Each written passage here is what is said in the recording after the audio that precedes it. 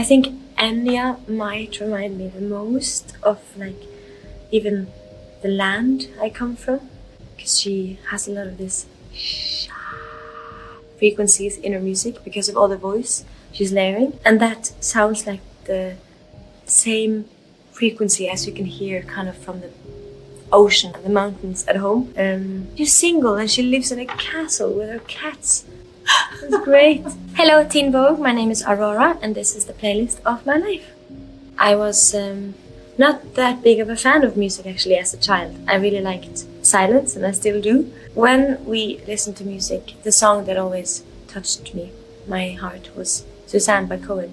It sounds like sunlight on your soul. It sounds like my mother hugging me and like getting dry after you've been rained on. It sounds like all the good things and safe things in life. And I absolutely adore the song. When I discovered that music could also be like just joy and wilderness and dancing, it really changed the way I listened to music. And as a teenager, I really discovered Galvanized by the Chemical Brothers, and also Smack My Bitch Up by The Prodigy. The original club scene music, underground music, and it's kind of just, there's a grittiness to the music that I really like. It sounds so unnatural, but yet human, which I kind of felt at the time. Oh my God. I've only been heartbroken once, and when I kind of mourned him, I listened to Hide and Seek by Imogen Heap a lot. There's an immense sadness in the tones of those harmonies. I can't really explain it, it's just the way every note is put together. It just sounds like sadness. I like when grief can be mourning what's gone, but also honoring that you even had it in the first place. I think that's an important balance to find in the music that you choose to comfort you in times of need. The song closest to my heart is a song called Invisible Wounds, and it's the last song from my newest album, What Happened to the Heart.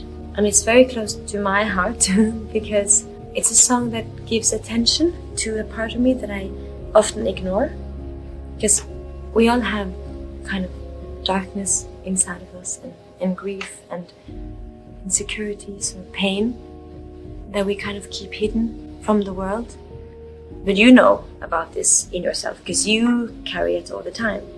But nobody knows except for you. And when I make a song once in a while to that part of me that I keep so secret, I feel like that part that feels heavy often can then for a minute just dance in my body a bit and fly.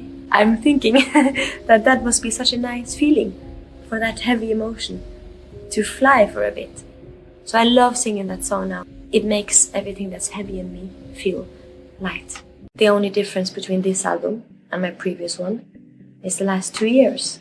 In the last 2 years, I have listened a lot to more heavy metal than usual. Witch Club Satan. It sounds very scary, maybe, but it's kind of a play on female rage. Women who are truly capable of incredible things.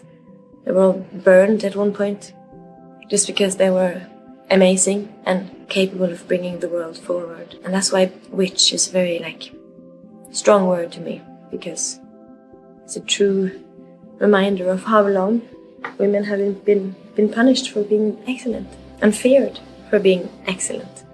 My favorite song to perform lately, I think I must say The Seed. It's a song I wrote a long time ago, 8 years ago. It's funny with music because it changes as I change, and I can say the same words every night and suddenly they're different to me, and it's so cool. And The Seed is really strong to me now because I think of all the indigenous people in the world who have been so wise and treated Mother Earth so friendly and treated their land with so much respect, who's been just brutally forced out of their homes, which happens again and again in history. People just love pushing people out of their homes just because they want more than we have, as we do all the time. But I think about that a lot when I sing The Seed now. It becomes really powerful, and I love being a bit angry sometimes. It's kind of good, you know? That's very... Actually, my main character song at the moment is Baiana, which is, I think, originally a Brazilian song. It's in Portuguese. This is a remix made by a brilliant woman in England. She's called Nia Archives, and she has made a remix of Baiana. And it's really badass. It sounds like the future and the past merged into one. Hell of a good thing. I've listened to a lot of Middle Eastern music, and then I've also listened a lot to heavy metal, I guess. And yeah, and I would say it's hard to pinpoint you as a human, because the things you listen to don't fit together. It's like eating a cheeseburger with chocolate. That's how my music taste is like.